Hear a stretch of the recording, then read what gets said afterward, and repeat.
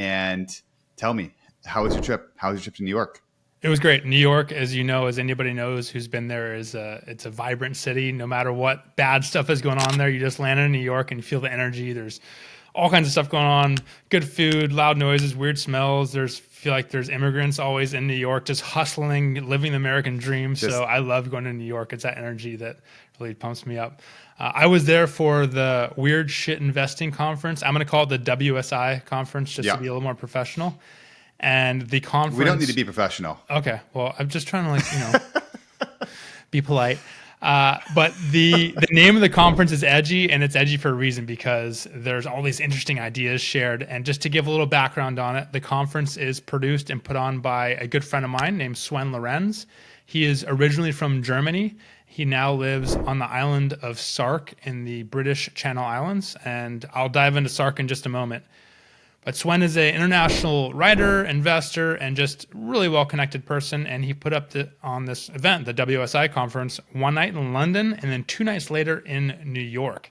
And in London, he had about 30 guests come and speak with a couple, they call them voyeurs, which is capital allocators watching. And then in New York, I think we had a little over 20 people present with a couple, maybe 3 or 4 capital allocators.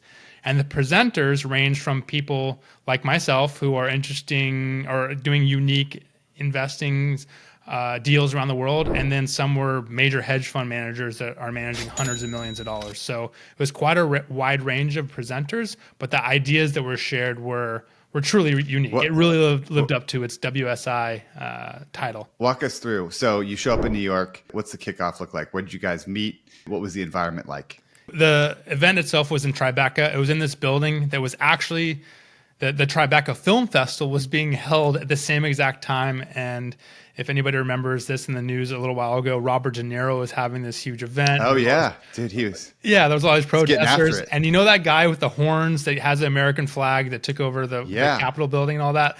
There was a bunch of guys dressed up like that. And there was kind of like a protester-esque environment out there. And it was, and they were protesting your event? Building. They were protesting your event or something different? No, they were protesting Robert De Niro, but it happened. Our event was in the same building, so it was just this like bizarre, group of people. It was a film festival and kind of this protest, but at the same time, this WSI investing conference. And dude, that's New York. That's New York. I was there. We were having dinner right behind us. Kevin Bacon's eating dinner. You just like saw Joaquin Phoenix doing some weird stuff on the street. That's just New York, man. It's so funny. Totally. So, and that's why I love New York. Yeah. New York's got this energy. There's plenty of problems there, but no matter what, New York will always be one of those cities, if not one of the most important cities in the world, where things just happen.